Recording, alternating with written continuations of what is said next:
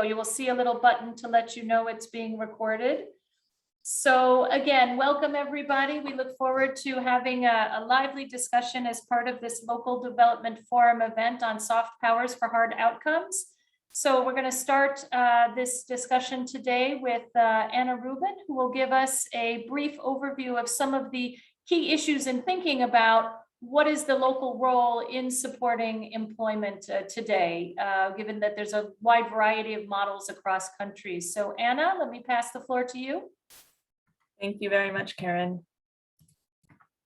So as Karen said, what I'm going to do today is just provide some kind of overall scene setting and context from some of the work that we've been doing looking at the local role in employment policies across the OECD. So the first thing I want to say is that there's really a wide range of subnational government responsibilities across the OECD when we're thinking about subnational responsibilities in general. On average, across the OECD, subnational governments, which include regional and local authorities, are responsible for about 40% of public expenditure. But there's a huge range from almost 80% in Canada to about 10% in Greece and Ireland. And if we zoom in to look more specifically at the sectors that are related to labor market and employment policies, we can see that subnational governments are responsible for about 1/3 or less of public expenditure. So for economic, commercial, and labor affairs, it's 34%, and for social protection, it's 14%. But just a quick caveat on these figures, because of the lack of kind of more detailed data, these categories include lots of spending that's not directly related to employment and labor policies, so it's just a kind of rough estimate. So one of the things that we've been doing at the OECD to help complement some of these figures on expenditure responsibilities is kind of doing a more detailed mapping of the multi-level governance of active labor market policies, looking specifically at active labor market policies for people on unemployment benefits and assistance. And what this mapping has found is that in about half of OECD countries, subnational governments have some type of formal competences for delivering active labor market policies. So this includes about 8 countries where the delivery of active labor market policies is formally decentralized to regional or local governments. In federal countries, it tends to be decentralized to regional governments, and in unitary countries, more at the local level. It also includes about 7 countries where responsibilities are kind of combined or shared across levels of government. So for example, in Italy and Spain, both national and regional levels have a role to play. And in places such as Portugal, the autonomous regions have competences, but the other regions do not. In a handful of OECD countries, active labor market policies are delivered through a kind of network approach, where you have a combination of private and nonprofit providers and some public providers providing them. And in a number of these countries, we see municipalities as one of the active kind of public providers. And the remaining OECD countries, so about half, as I said, active labor market policies are the kind of main responsibility of national governments or agencies, and they're delivered through deconcentrated offices at the regional or local level.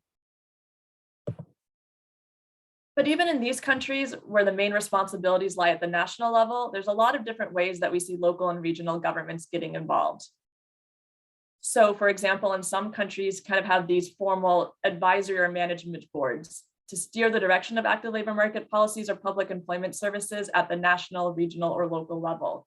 And in some cases, local and regional governments actually have seats on these boards, so kind of steer the delivery of labor market policies, even if it's national actors kind of actually responsible for it. In countries where especially local governments have important responsibilities for providing social services, we see a lot of examples of coordination between local social services and labor market policies. So this can take the form of example, co-locating public employment services and social welfare providers in kind of one-stop centers, as is the case in Norway, or through combined case management approaches, as is the case in France for some clients. And then finally, and this is what I think we're going to talk a little bit more about with our panelists after this presentation, we see a lot of examples of local and regional governments really taking initiative and being proactive and providing their own complementary programs, even when they may not have specific formal competences. So this may take the form of example, a job center focused on a specific sector that's really important locally, or providing employability or skills training for recently arrived local immigrants, or even thinking kind of strategically or innovatively about how to use some of their other powers to support employment. So for example, including social procurement clauses and infrastructure projects to ensure apprenticeship or training or employment opportunities for local residents. Thanks, Anna. Just a quick note, maybe slow down a sec for interpretation purposes. All right, Thanks thank you so much. That's my last slide, so I won't have much more to say anyway. So just to wrap up, I think it's really important to acknowledge that there's both benefits and drawbacks to a localized approach to employment policy. On the positive side, it can allow for better tailoring to local labor market conditions because local authorities are often the ones who really know the kind of local strengths and weaknesses best. When they also have responsibilities for economic development, skills, or social policies, it can allow for a better coordination both at that kind of strategic level, so developing kind of community-wide plans for how to bring these different policies areas together, as well at the level of kind of integrating or delivering integrated services for individuals, so kind of this wraparound support model that we were talking about earlier. With the localized approach, there's also greater space for policy innovation and experimentation, let's say in a lower risk way. So if you try an innovation or experimentation and it doesn't work, it's not something that you've rolled out nationally, it's something that you've only rolled out locally. And when it does work, there's an opportunity to kind of scale up those learnings at the national level. And on the other side, there's also some drawbacks. So there's loss of economies of scale. And I think this is especially important as we're moving more to kind of digitalized services. So what makes sense to provide through kind of national digital portals versus kind of localized portals? I think that's an important question that we need to think about. And there can also be kind of questions of capacity or quality differences across local areas. So we know that local authorities might have different capacities to deliver services, as well as there's important kind of cost of service differences. For example, delivering services in an urban and rural area that may lead to kind of differences in quality across the territory. And then finally, there's also a question about how you reconcile national equity objectives with kind of local decision making. And this might seem a little conceptual, but I think it's important because what we've seen in countries where services are decentralized is that some regional or local authorities, let's say, have different willingness or kind of political orientations to using things like sanctions for people on unemployment benefits who aren't meeting job search requirements or participation in active labor market policies. So in systems where kind of national equity of services is really an important objective, that might be a cause for concern. So I hope that kind of helps lay out some of the overall issues, and I'm looking forward to hearing from our panelists now about how these play out in their local communities. Thanks so much, and back to you, Karen. Great, thanks, Anna. And I know that we do have interpretation for this session, so we'll all try to speak as slowly as we can in order to make sure that we're able to engage all of our participants effectively. Excellent. So we're coming now to do a deep dive on what is actually taking place in many of our different OECD countries in terms of this local and regional role. As Anna mentioned in the presentation, this is really a broad issue that covers very different levels of government. It covers different modalities of working. So we have a great panel here today that can give some of these different examples of how local authorities and regional authorities are actively engaged in supporting employment. So I'm going to introduce now our fellow panelists. First, Stephen Overall, who is a Principal Strategy for Skill and Employment, which is the Greater Manchester Combined Authority in the United Kingdom. So welcome, Stephen. We also have with us Juan Carlos Hernandez Navas, who is Director for City Projects in Fuenlabrada, Spain. Welcome so much, Juan Carlos. We also have from Italy, we have Tiziano Baroni, who's Director of Veneto Lavora in Italy. So this is really the region's regional employment and labor market agency for the Veneto region in Italy. And finally, we have Tor Hotleval, who is a labor market economist. He's coming to us from Sweden, and in particular, the Swedish Association of Local Authorities and Regions. Excellent. So thank you all for joining us here today. Just a reminder to the audience, feel free to put questions to the panelists in the chat function or the Q&A functions. And again, we all have to be conscious of the interpretation and the speed at which we speak. So we're going to have a couple of rounds of questions to our different panelists, and then we'll open it up for some broader discussions. I will introduce later another of our guests, Paolo Rebawani, who's going to lead us through some of these questions later on. So first, if I could start with you, Stephen. You know, Manchester has been really a vocal advocate within the United Kingdom to devolve powers to local authorities, including those related in particular to employment and skills. How have these powers evolved over time in the United Kingdom, and what are the particular actions that you in Manchester have been able to take, and what you're doing really today, especially in light of COVID and all of the changes we've seen? Stephen. Thank you, Karen. Well, there's a few very big questions there, and I'd just like to take a step back for a minute, if that's okay, and just go over some of the background of Greater Manchester.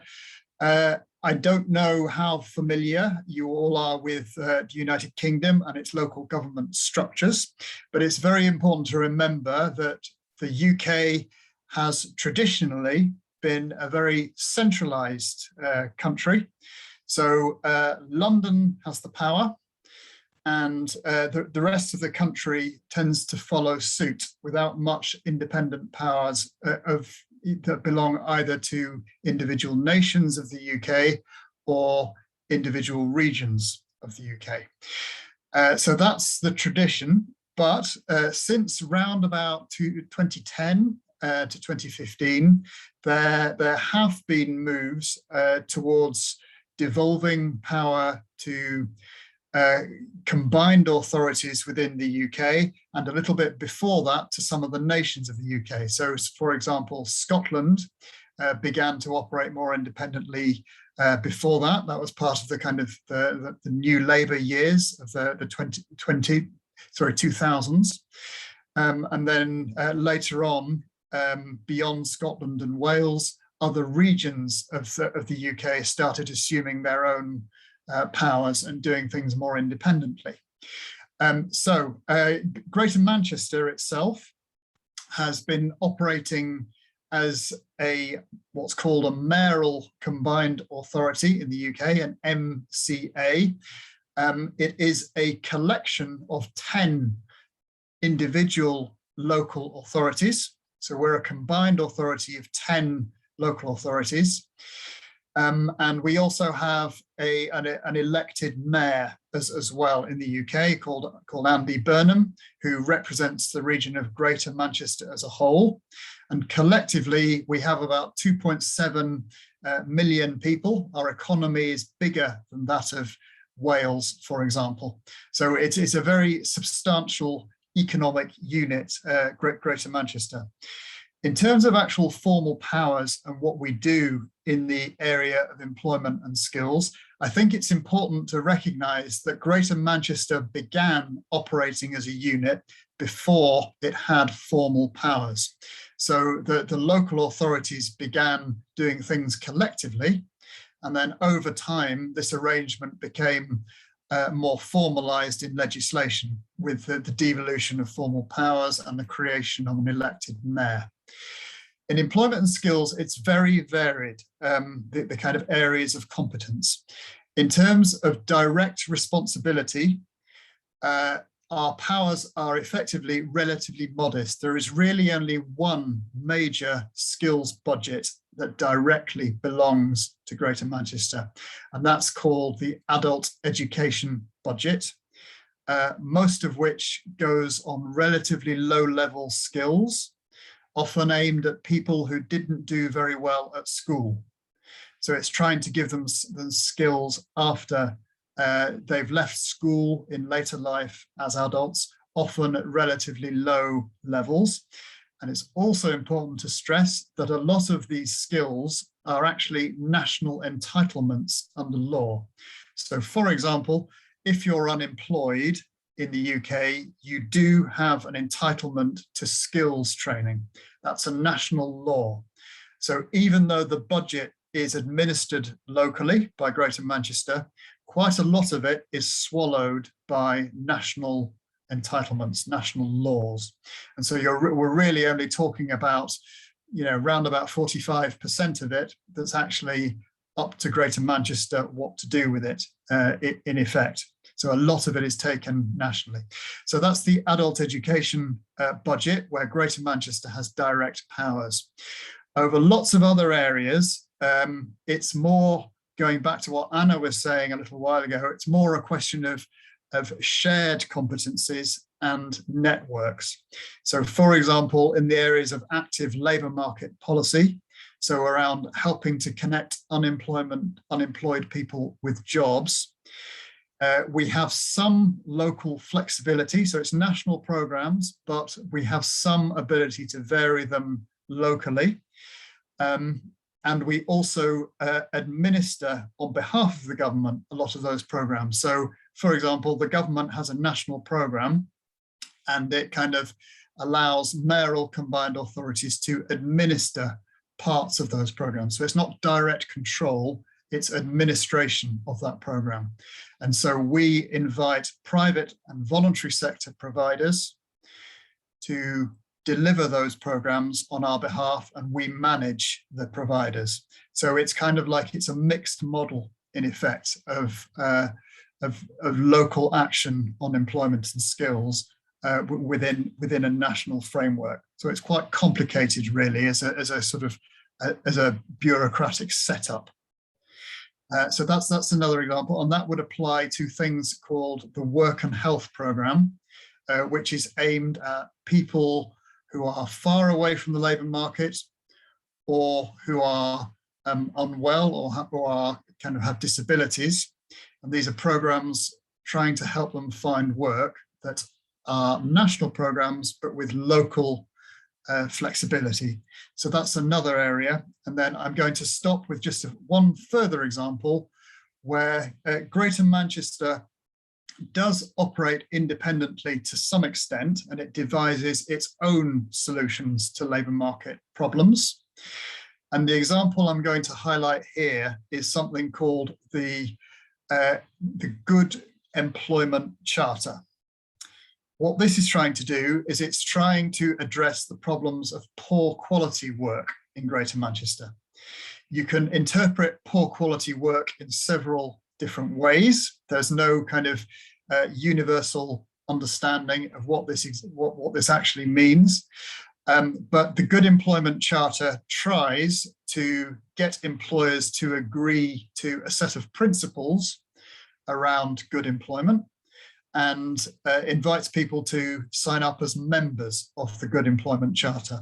And there's various different tiers of membership. So you can be a supporter, or you can be a kind of leader, a kind of exemplar organisation as well in terms of good work.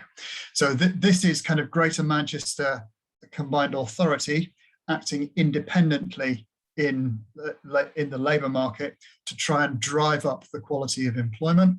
Just coming back to the title of this event, this is very much in the area of soft regulation. So this doesn't force employers to do anything. It's entirely voluntary whether they sign up to it or not, but it does offer an example of kind of local convening power. It's the convening power of the mayor trying to get local actors organised around a particular issue. In this case, poor quality in employment, and within poor quality employment, wages are often the big issue. And so it does try and get the members of the Good Employment Charter to sign up to paying what we call the living wage. So there's an agreed threshold we operate for what is a living wage, and employers agree to move towards paying that living wage. They don't all pay it currently, but it's the agreement to move towards it. So that's my final example of kind of how Greater Manchester operates within the arena of labour market policy. I'll stop there for now. Thank you.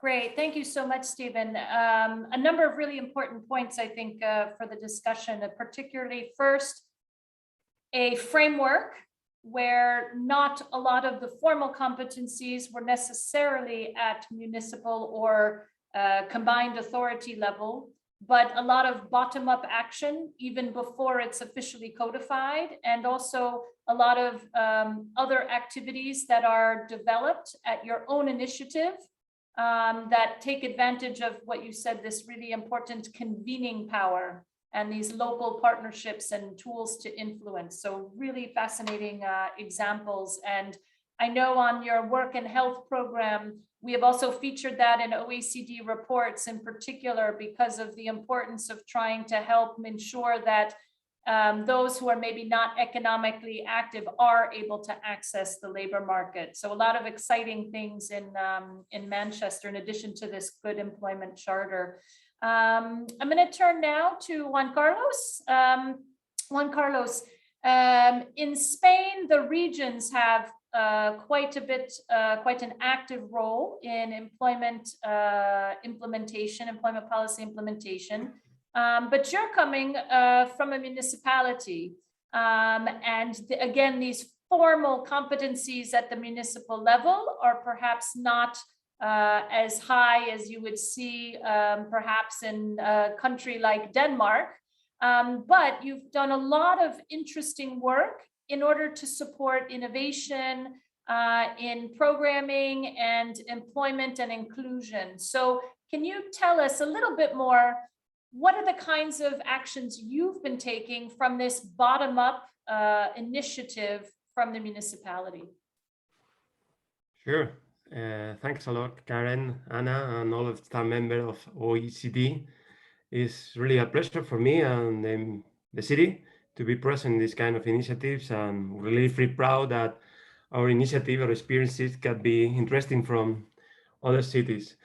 Just a few characteristics of the city in order to understand why we are quite focused on employment policies. Fuenlabrada is a medium-sized city of almost 200,000 inhabitants in the metropolitan area of Madrid. We are in the south of Madrid, quite close to Madrid. We are an industrial city and a very young city with a high rate of active population. Our unemployment rates are similar to the rest of Spain, so according to other countries, quite high, with a big problem with amongst all about the youngest, with rates of unemployed that almost get the 50% of young people is unemployed. So as you can imagine, employment is one of the central activities in which even the municipality without those competencies has to act. In Spain, and as Anna tells something, the active policies in terms of employment competencies are by the regional competencies. So they define the strategic lines on how to act in the active employment policies. And municipalities that we are established as local employment agencies sometimes develop those initiatives designed by the regional. So we had to focus on those activities designed by the regional authority. But if we have enough healthy financial situation in the municipality, and if we develop initiatives that don't take into duplicity with what the regional authority design, we can develop our own initiatives. So it's quite important, both things. They have to be initiatives with a strong financial support by the municipality, so the accounting must be good somehow, and also had to be innovative and focus on the population you want to face that the regional activity couldn't get. In Madrid, the regional activities are quite average. They focus a lot on training, in technical aspect, they focus a lot in promotion and entrepreneurship, and they focus on promotion on economic activity. In the municipality, we try to design new initiatives to focus in the most vulnerable. We are pretty much interested in developing initiatives to promote employment again to improve the employability of young people, of women, of migrants, and in fact the long-term unemployees and the women. So we are quite focused we've been focused in the last 20 years with several initiatives in those sectors. The most recent is the Milma Project, which has been a big problem financed by the Urban Innovative Action, in which I can provide a lot of information, and it's on the website, and I feel open to count on this experience. But just to resume the experiences that could be interesting in this forum, we've been focusing in three different aspects that could be somehow considered interesting in the way we've been developing. The first one is been the social skills, which is somehow the item of this webinar. The social skill results for those collective more vulnerable as much important as the technical training. So we had to encourage people to promote social competence to get a better access to not only to job, but also to better quality jobs. So the social skills, in order to get to the job, in order to maintain a job, in order to reinforce the people to get more active to get a job, become very, very important for us. And in all training processes, we dedicate 50% of time to the social skill, to the soft skills, and we dedicate the other 50% to the technical one. So you want to learn for a job, you will learn for that job, the technical one, but you also will practice the social competencies.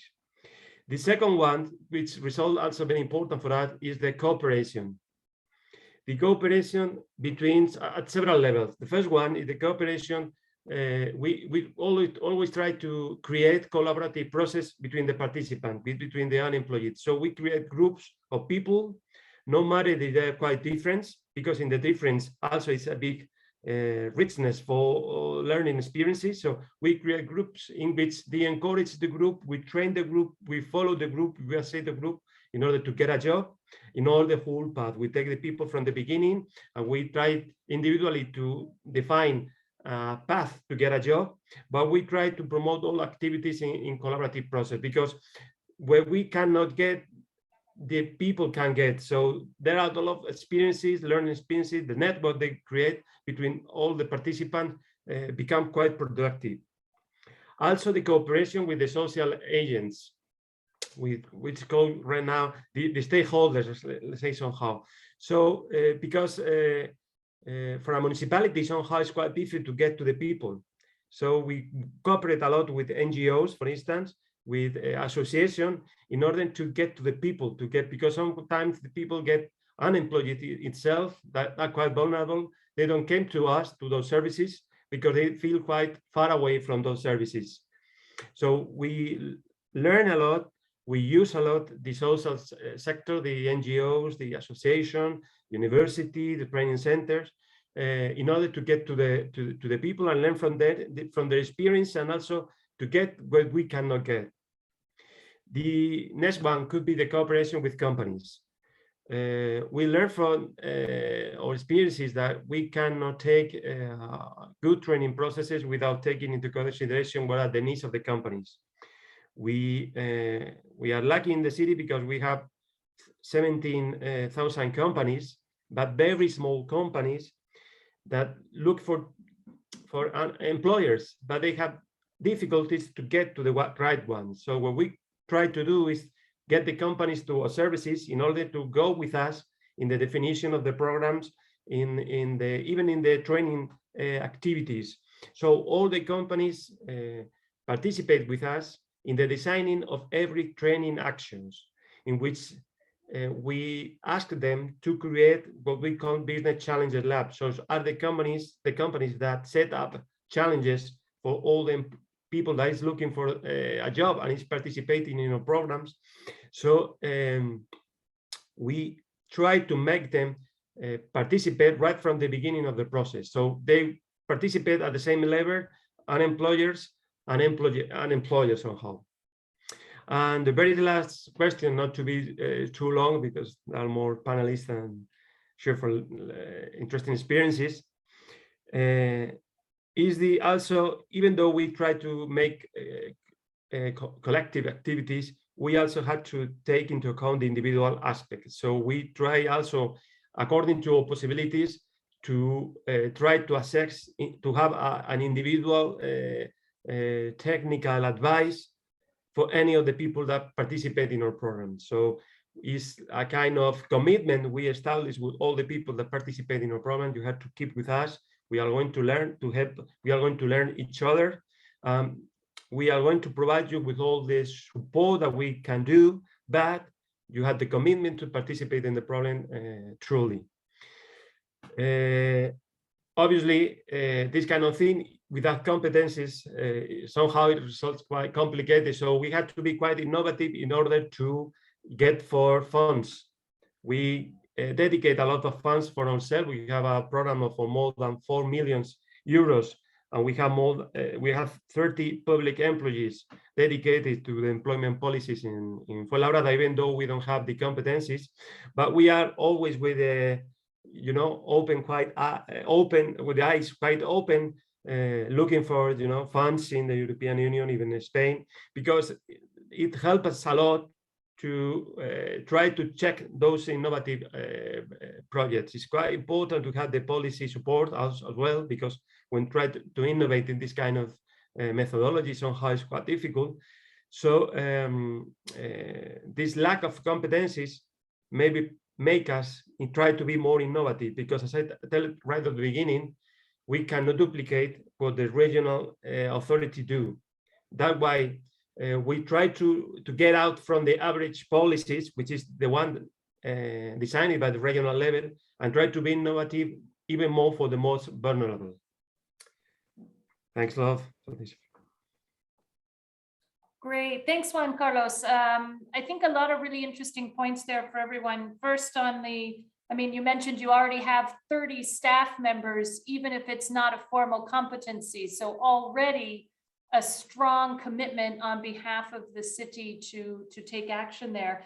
And again, a lot of these examples of local collaboration, really that convening power that also Stephen mentioned as pretty important. And I just wanted to also, you picked up on certain populations. You mentioned young, migrants, women, others where maybe some more tailored types of actions locally are particularly important for inclusion. And you also mentioned some interesting points about social skills also being just as important as technical skills. And I think that's a really key point for our work and for the fellow panelists and listeners, because I think it's one that is tougher for people to think about. We actually recently did a seminar in Australia, and one of the questions was, are there certifications for some of these soft skills or some of these social skills? And it's not an easy one to tackle. So it's great that you have chosen to try and address it. I'm gonna just remind our panelists that there are some questions that are coming up directed specifically to you, and feel free to exchange and put web links and examples of some of your activities. I think we've already put in the Good Employment Charter, the web link, and I think there's some others there for panelists if they want to take a look at the questions. So I'm going to pass it now over to, we're going to go over to Sweden, to Tor Hatleval. And in Sweden, this is not an explicit responsibility of municipalities, unlike, for example, in nearby Denmark. So there aren't specific legal competencies, but there are a lot of activities at local level. And I'm wondering if you can help explain to colleagues here, what do you think motivates them to get involved and to take action? And if you could give some examples of the kinds of actions that municipalities in Sweden are taking today. Yeah, thank you, Karen. And good afternoon, everyone. And thank you for being in this panel. It's nice to be here to speak about the Swedish situation, because it's a little bit complicated. If you go back to one of the slides that Anna showed of how decentralized different countries are, Sweden was on the left side quite decentralized. So a lot of policy areas and commitments and competences are performed by the regional and the local level, but not the labor market policies or employment policies. That's still a governmental competence and also performed by the public employment services. And if we should go back and see why the Swedish municipalities started with this, is you go back to the 1990s, when Sweden experienced a very deep economic and financial recession. We went from one of the highest booms, economic booms in the 19th century, to one of the lowest down or looms in 1 or 2 years. We went from 1.5 unemployment rates to 12-13% in 1 or 2 years' time. And at that time, we had the public employment services with all their programs to take care of unemployed. And we also have quite a special system for unemployment benefits. It's not mandatory. You have to apply for it voluntarily, and there are insurance schemes that also connected to the unions. You don't have to be a member of the union to be a part of the unemployment schemes, but they are connected. And if you don't pay into it, you won't get out anything if you're getting unemployed. And that was one thing that happened. People who wasn't a member of an unemployment scheme were unemployed and then had to turn to the social benefits, which is our municipal responsibility in a number. And a lot of young people hadn't qualified, and we had also immigrants newly arrived that they haven't qualified yet. So the amount of people applying for social benefits skyrocketed in a couple of years. And that became a very big expense for the municipalities. And at the same time, the public employment services couldn't handle all the influx of new unemployed. So nothing happened with money. People didn't get the help they should have get at that time. And then a lot of municipalities started their own labor market policies, workshops where they start to help people to get them back, because that was a way to actually reduce the unemployment benefits.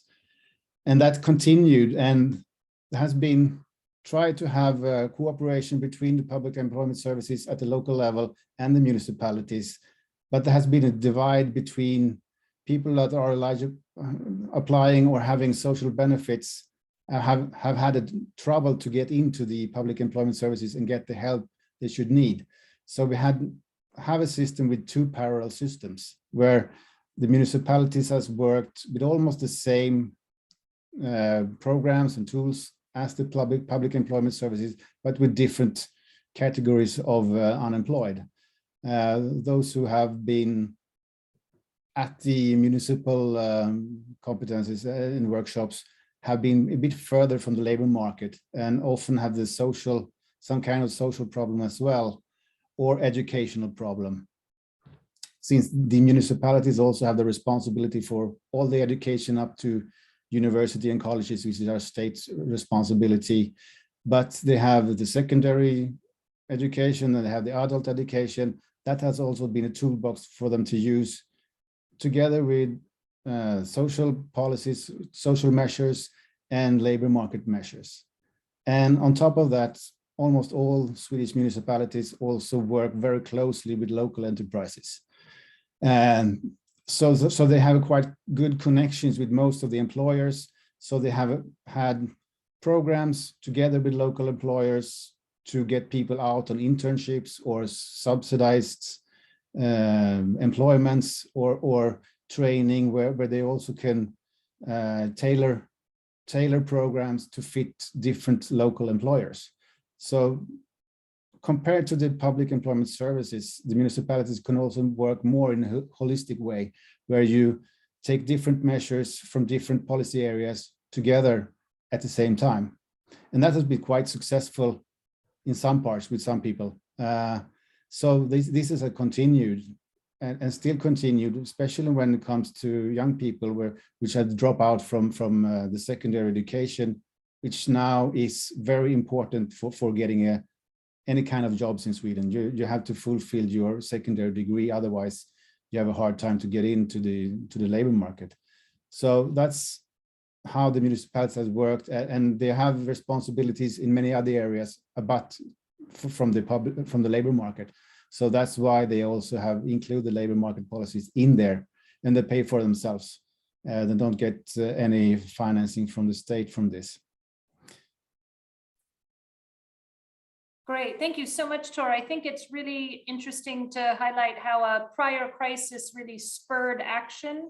And also this mismatch that you raised between who's responsible for the labor market policies and who's responsible for, in a sense, picking up the pieces when things don't go well. And so this mismatch really has driven the interest to ensure that, to the extent possible, folks are able to access the labor market to avoid then some other challenges that also fall on municipal purses, if you will, in terms of their responsibilities. But also interesting points again about this relationship with local firms being a critical element that municipalities are engaged in.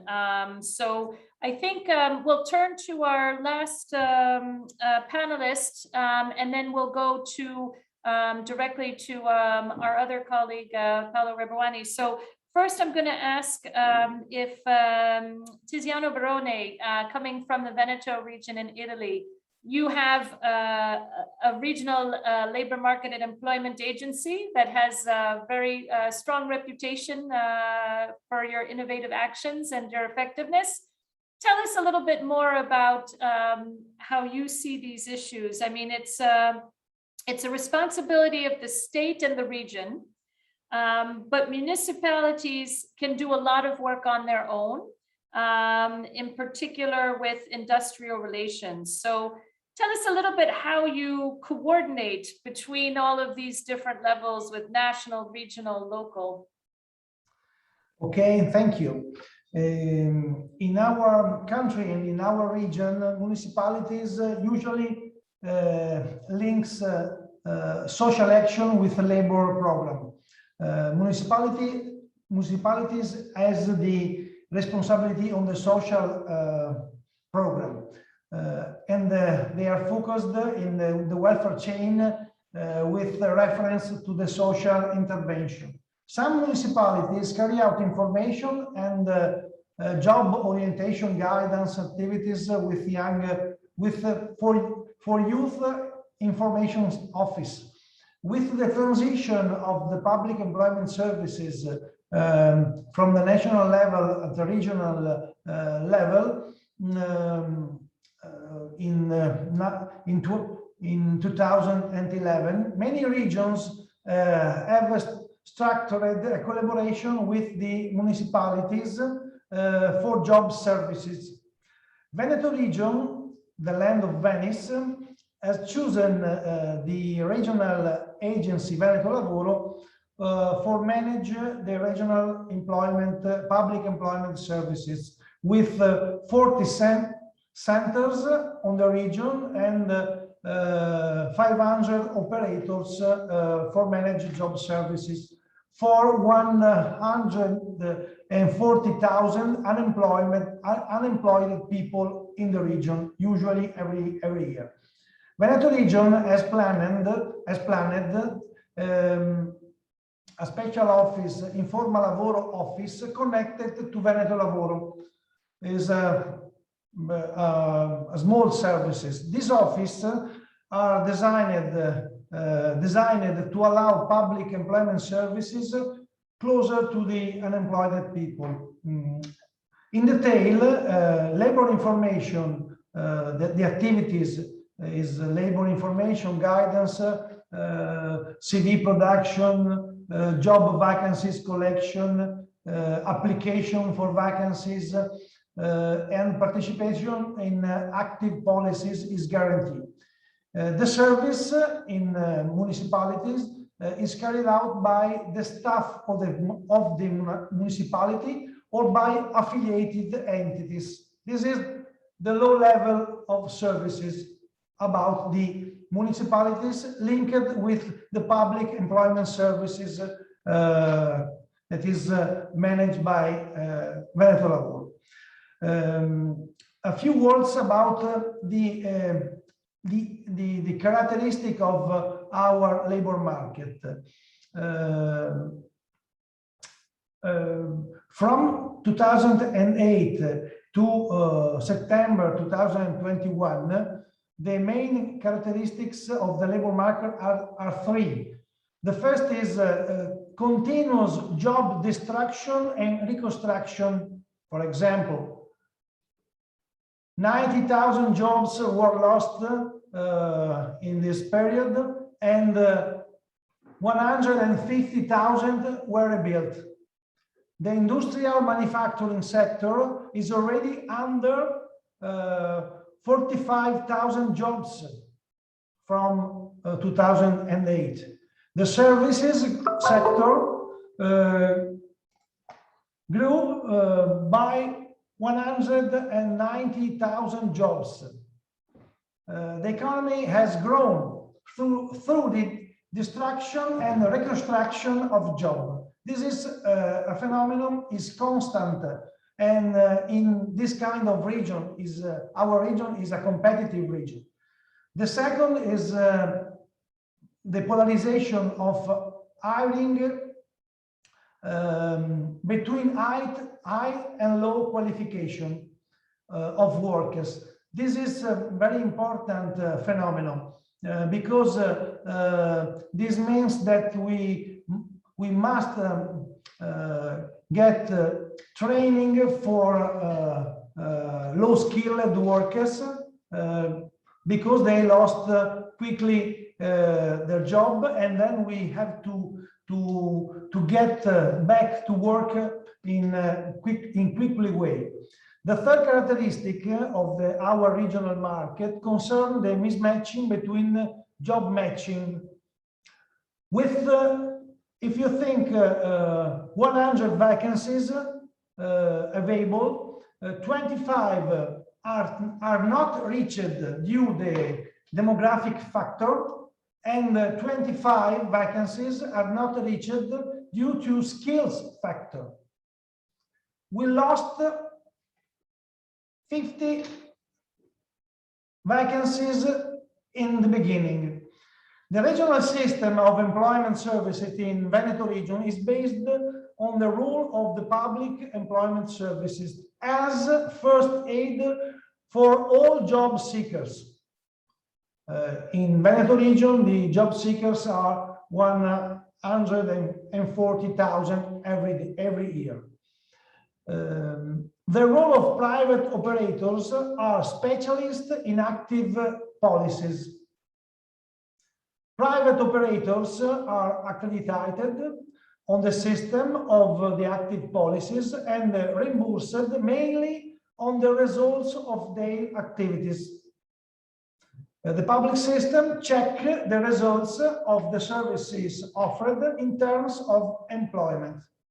This is a very important element, and we learn this methodology from Youth Guarantee Program.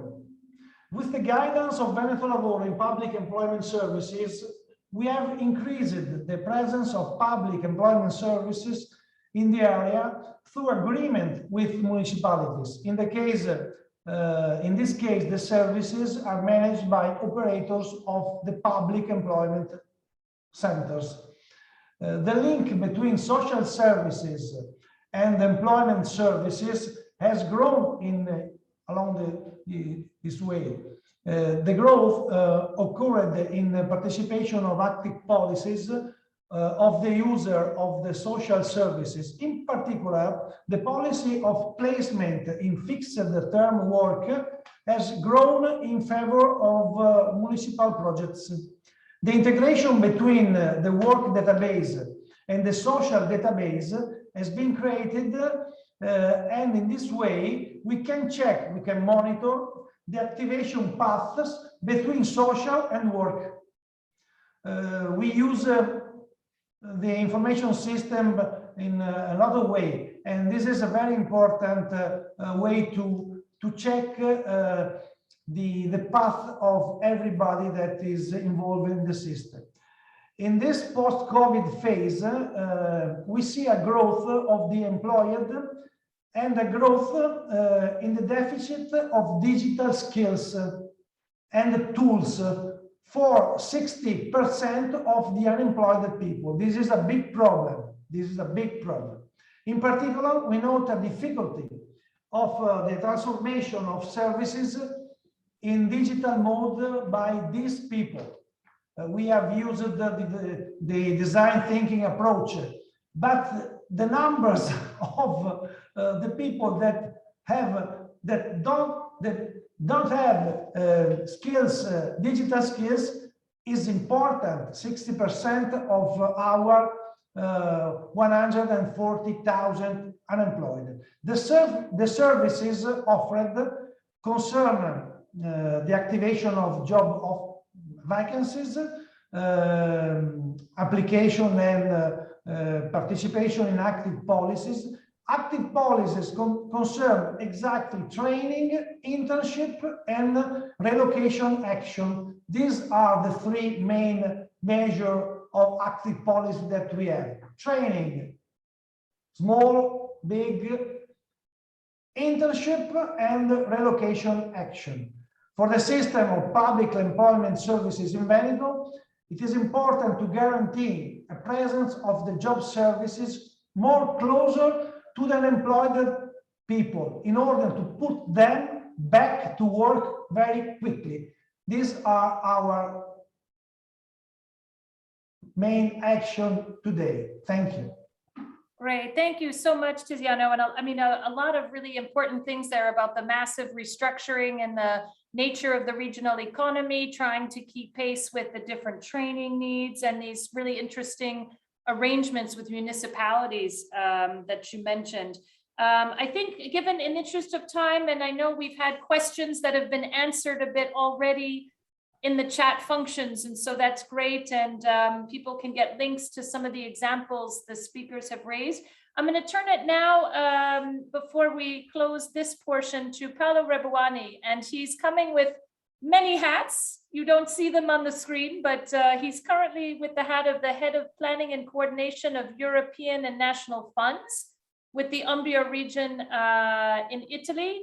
But he's also worked at the Ministry of Labor. He's been a delegate and a bureau member of our local employment and economic development program, and he's seen from all different angles many of these issues. So Paolo, if you could perhaps give your perspective on some of these challenges we've raised about the role of local governments and this relationship with other levels. We look forward to your comments, Paolo. Thank you, Karen. Thank you, all of you. I think that this first round of presentation or opinion give us really the flavor of what at the beginning you said, and also Anna Rubin said. I mean, the advantage, I see only advantage for the cross-fertilization between the national level and the local level.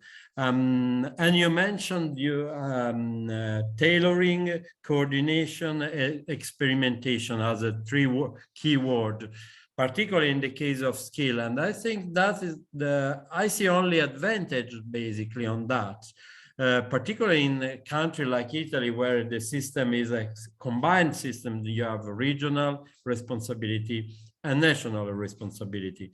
But it's quite clear that the development and the dynamics of the labor market at regional level becoming more and more important to understand exactly how I can organize and I can address the local growth, which means the general and national growth. Seems to me the idea that there is a national unique address or organization is not a win strategy in a way.